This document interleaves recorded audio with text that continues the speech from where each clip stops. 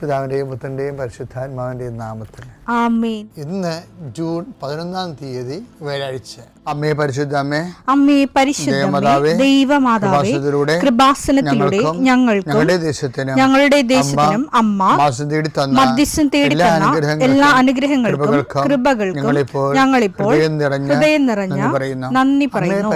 അമ്മേ പരിശുദ്ധമേ, ദൈവമാതാവേ, 2004 ഡിസംബർ 7 ഉച്ചകഴിഞ്ഞ് 2:30 കൃപാസനത്തിൽ സംഭവിച്ച അമ്മയുടെ പ്രത്യക്ഷപ്പെടലിനെ കുറിച്ച് തിരുസഭയ്ക്ക് സമർപ്പിച്ചിരിക്കുന്ന പഠനരേഖകളുടെ മേൽ സഭാത്മകമായ പഠനം ആരംഭിക്കുവാൻ ഞങ്ങൾ പ്രാർത്ഥിക്കുന്നു.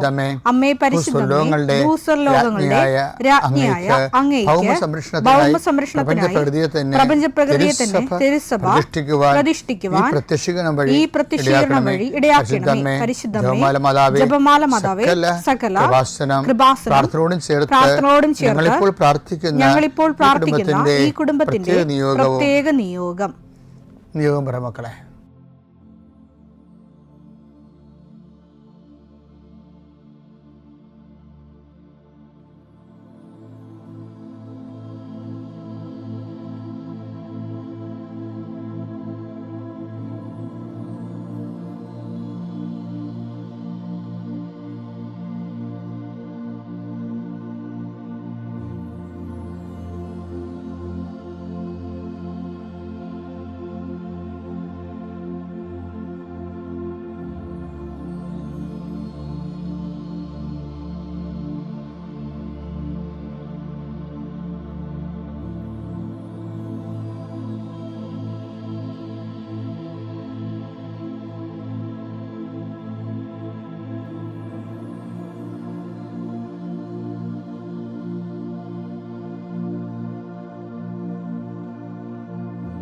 അമ്മയുടെ പ്രത്യക്ഷീകരണത്തിന്റെ ഈ അനുഗ്രഹവേളയിൽ ഞങ്ങൾക്ക് സാധിച്ചു തരുവാൻ കനിയണമേ. ആമേൻ. വിശ്വാസ പ്രമാണം. സർവശക്തനായ പിതാവും ആകാശത്തിന്റെയും ഭൂമിയുടെയും സൃഷ്ടാവുമായ ദൈവത്തിൽ ഞാൻ വിശ്വസിക്കുന്നു. അവിടുത്തെ ഏകപുത്രനും ഞങ്ങളുടെ കർത്താവുമായ ഈശോമിശിഹായിലും ഞാൻ വിശ്വസിക്കുന്നു.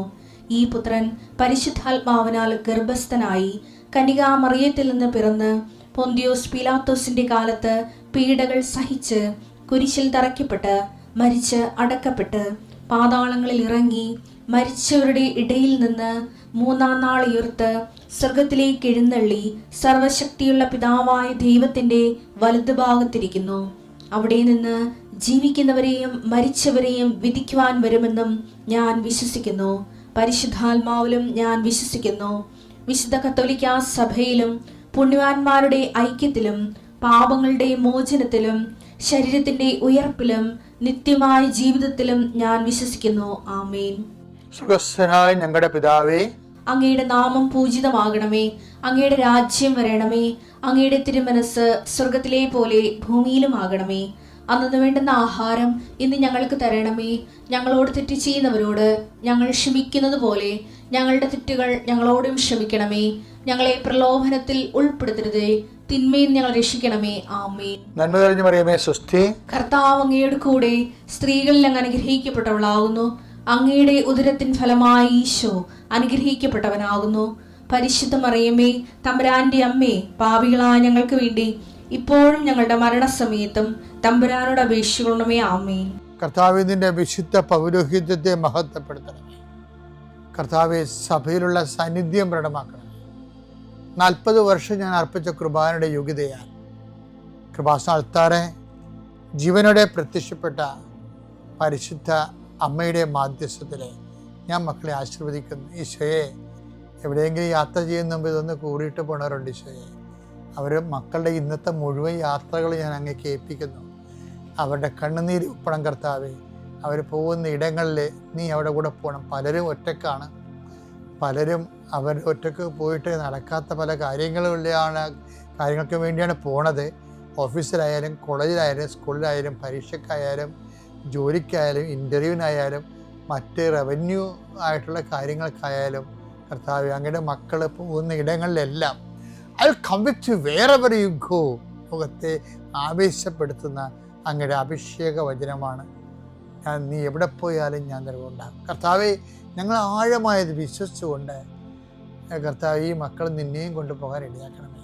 അമ്മേ പരിശുദ്ധമേ, സമയത്തിൻ്റെ അധികാരി സഞ്ചാരി മാതാവേ, അങ്ങനെ മക്കളുടെ കൂടെ സഞ്ചരിക്കണമേ എന്ന് പ്രാർത്ഥിക്കുന്നു.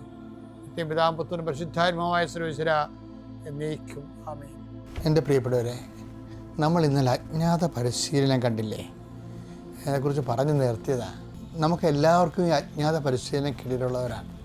നമ്മൾ ശ്രദ്ധിച്ചിട്ടില്ലെന്ന് മാത്രമേ ഉള്ളൂ. നമ്മൾ അതിന് പകരം ആ സമയത്തൊക്കെ ഞാൻ പ്രാർത്ഥിച്ചല്ലോ, ഞാൻ ആത്മീയമായി ജീവിച്ച് കർത്താവിനോട് ചേർന്ന് ജീവിച്ചിട്ട് എനിക്ക് ഇങ്ങനെയൊക്കെയല്ല സംഭവിക്കണമെന്നൊക്കെയാണ് നമ്മൾ പറഞ്ഞ് അജ്ഞാത പരിശീലനത്തിൻ്റെ നിറം കെടുത്തിക്കളയും.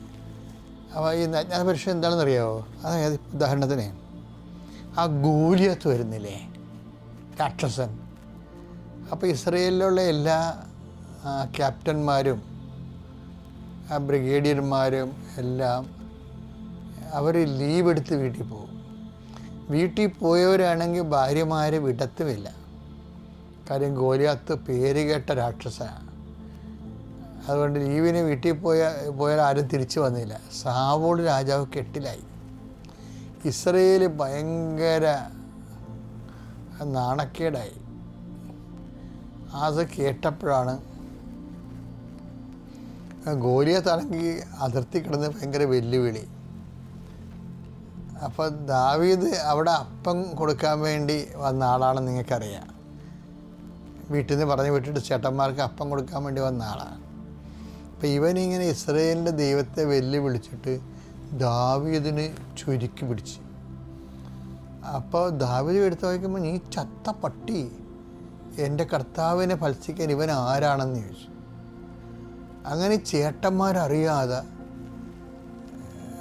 ഈ ദൈവസ്നേഹത്തിൽ കാളി ഇവൻ ദാവീദിൻ്റെ ഇത് പറയും, ഗോലിയാത്തിനെ കൊല്ലാൻ ഞാൻ പോകാമെന്ന് പറയും. അപ്പോൾ സാവോൾ നോക്കുമ്പോൾ ഇവനൊരു പയ്യൻ, ഇടയ പയ്യനാണ്. വെറുതെ ഇവനൊക്കെ പറഞ്ഞു വിട്ട അയാൾക്ക് ഈ അവൻ ഞൊട്ടിക്കളയാണ്. അതുകൊണ്ടാണ് സാവോൾ മുടക്കാൻ വേണ്ടി, നിനക്ക് പരിശീലനം വല്ലതും കിട്ടിയ ആളാണ്, നിനക്ക് യുദ്ധം ചെയ്യാൻ വേണ്ടി പരിശീലനം വല്ലതും കിട്ടിയോ? അപ്പം കിട്ടിയില്ലെന്ന് പറയുകയാണെങ്കിൽ വീട്ടിൽ പോടാമെന്ന് പറയാൻ പറ്റും. അതാണ് അങ്ങനെ അവന് മടക്കാൻ പറ്റും. അവനെ ഒഫൻഡ് ചെയ്യാതെ മടക്കാൻ വേണ്ടി സാവോൾ ചോദിക്കുക, നിനക്ക് യുദ്ധം ചെയ്ത് പരിശീലനമൊന്നും കിട്ടിയിട്ടില്ലല്ലോ എന്ന് പറയും. അപ്പം ദാവീദ് അപ്പോൾ പറയും, എനിക്ക് പരിശീലനമൊന്നും കിട്ടിയിട്ടില്ലെങ്കിൽ ഞാനൊരു സിംഹത്തെ കൊന്നിട്ടുണ്ടെന്ന് പറയും. അവിടുത്തെ ആരും, സാവോൾ പോലും ഒരു സിംഹക്കുഞ്ഞിനെ പോലും കൊന്നിട്ടില്ല. അപ്പോൾ ഇവൻ ഇങ്ങനെ പറഞ്ഞപ്പോൾ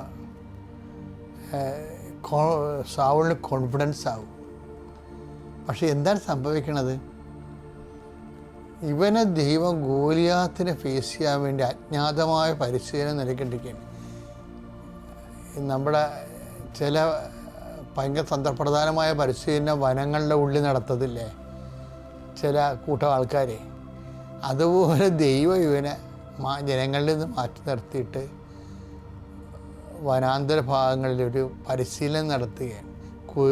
ഇവൻ്റെ ആടിനെ പിടിക്കാൻ ചിലപ്പോൾ കരടി വരും, ചിലപ്പോൾ സിംഹം വരും. അതുമായിട്ട് ഇവൻ മൽപ്പിടുത്തത്തിലാകും. അവസാനം ദാവീദിന് ജയിക്കേണ്ട രീതി കോൺഫിഡൻസ് ആകും. അപ്പം അതുപോലെ അതാണ് എൻ്റെ വിഷയം.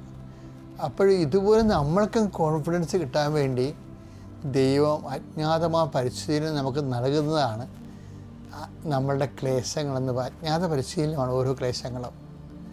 ഇപ്പോൾ ഒരു ക്ലേശം നമ്മളുടെ കടന്നു പോകുമ്പോൾ നിങ്ങൾ ഓർക്കണം, ദൈവമാണ് എന്നെ പരിശീലിപ്പിക്കണത്.